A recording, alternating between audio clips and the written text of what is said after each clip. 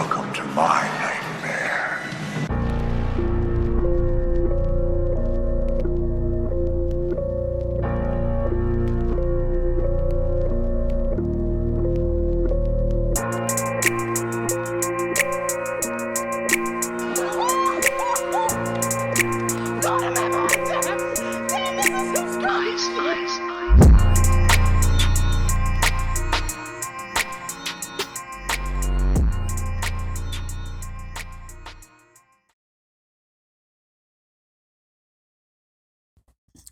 What's up, my motherfucking fellow spooky folks? It's the Man of Horror, Troy Ryan, and welcome back to Man of Horror, my horror power where I talk all things scary.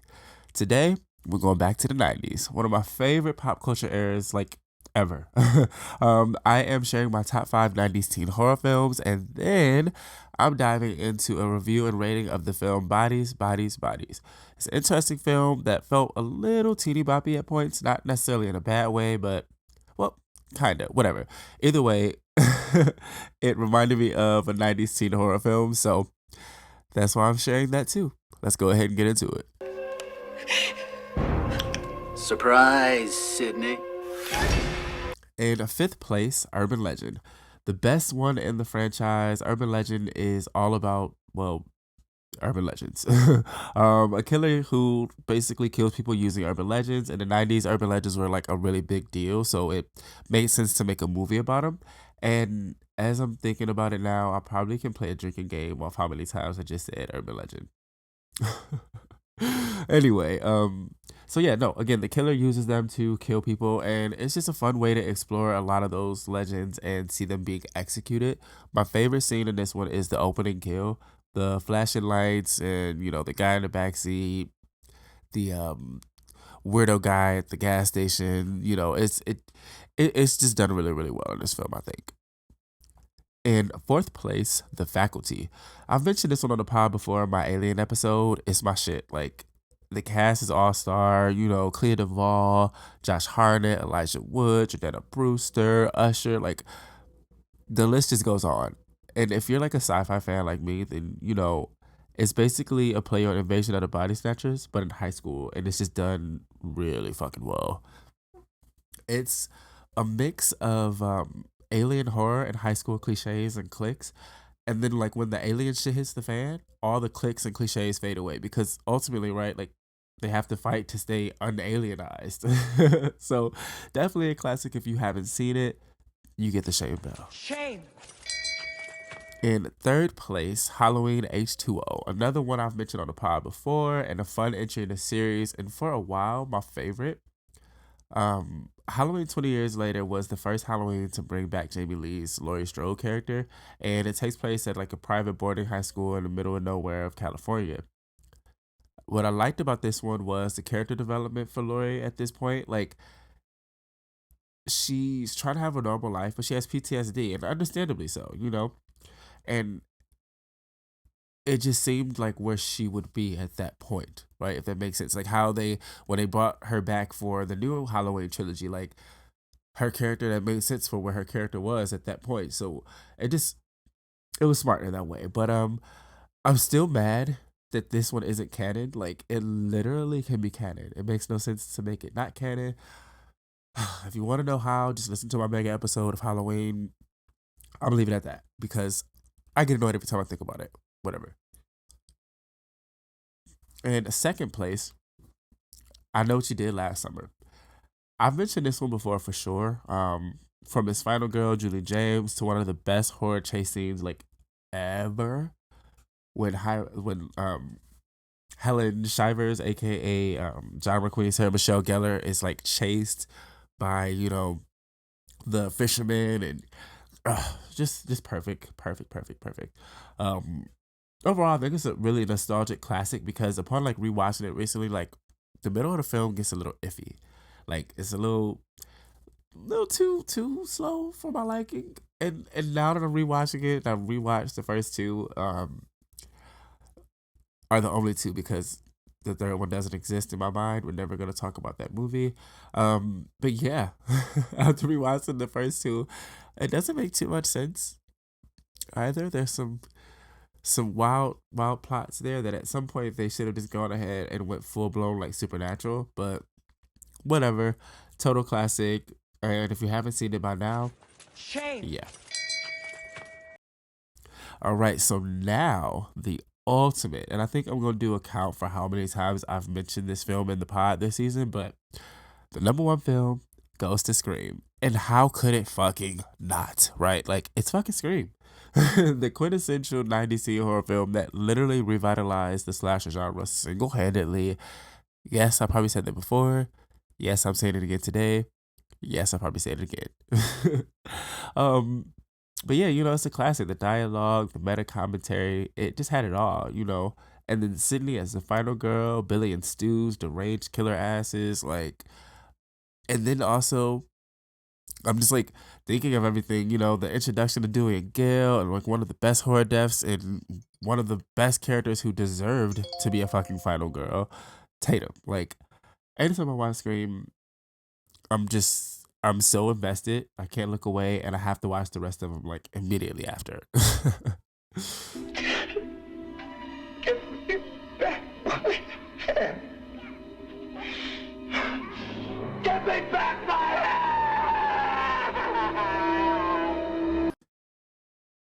All right. So yes, that was my top 5 90s teen horror films. So let's go ahead and get into this review of Bodies. Um, Bodies was a very interesting film. I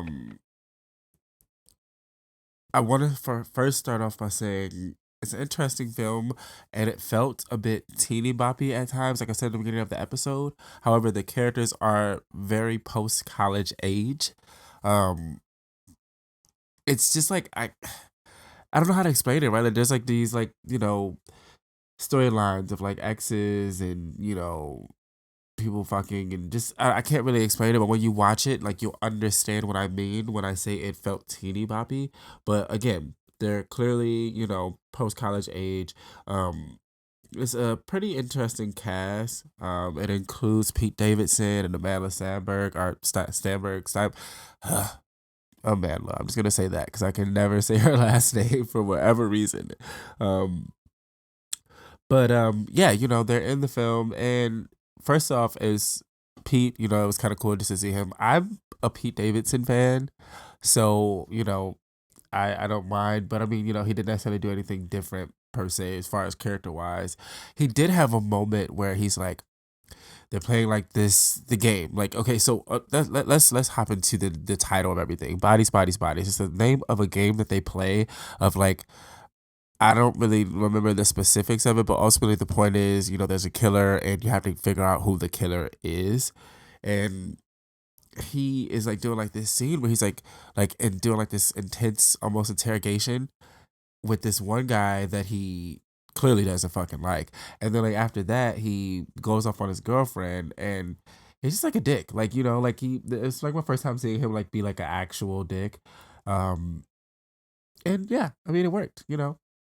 That was very different for him. Amanda, I liked her look in this one because I didn't fucking recognize her for a second. Like, she looked very different. Her acting was on point, as fucking always. She's always an amazing actress, but it was really really good here because again, like I said, I did not recognize her. But so this movie again, it's very interesting. There's not per se. There's a killer, but there's not a killer, right? Like, and I think I'm gonna go ahead and just spoil it for you guys in this one because ultimately, right, like it starts with a bunch of friends. They're at this big mansion or whatever, and there ends up being a storm. All the characters end up splitting up, or not all of them, but most of them go off on their own, and then Pete Davidson his character turns up dead, and with his character turning up dead, everybody's just like, oh shit, who did this? They immediately go to the guy who he was fucking with, like, hey, you did this. And then, long story short, he ends up being killed. And it's just like, all these deaths are a domino effect of Pete Davidson's character dying. And,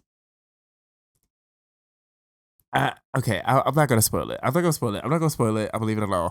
But again, so it's very Gen Z-ish, and the way that it uses social commentary and meta commentary in this.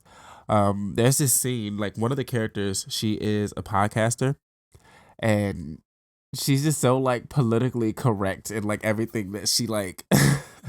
And not even just her, you know what I'll say, the whole cast, like written wise, is so funny because the whole like cast is just like trying to be so politically correct, even when they're arguing. There's like moments of like, wait, you can't say that, but like, you know, get back to the emotion. It's it's done in a funny ass way.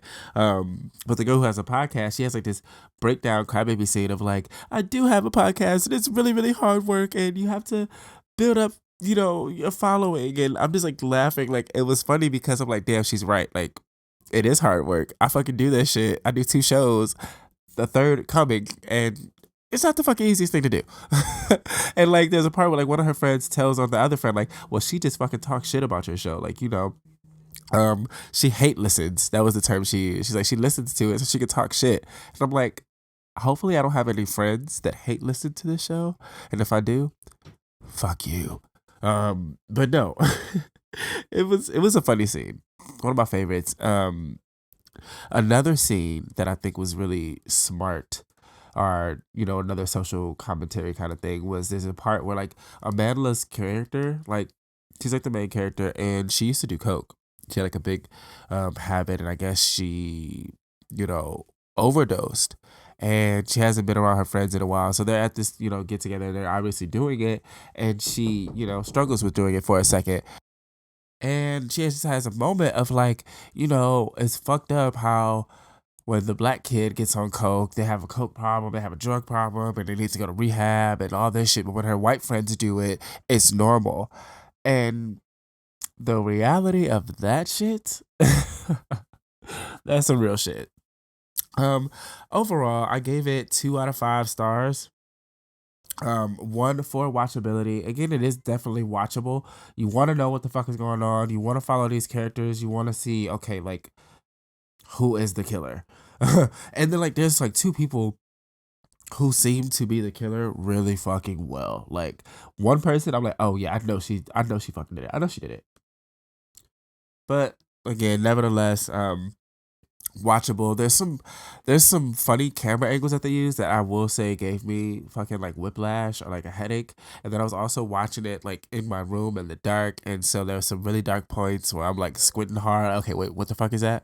But we can get past that. It's watchable. The other one I gave it is for creativity, story creativity, because again, I don't want to spoil it, but by the ending will either impress you or piss you off.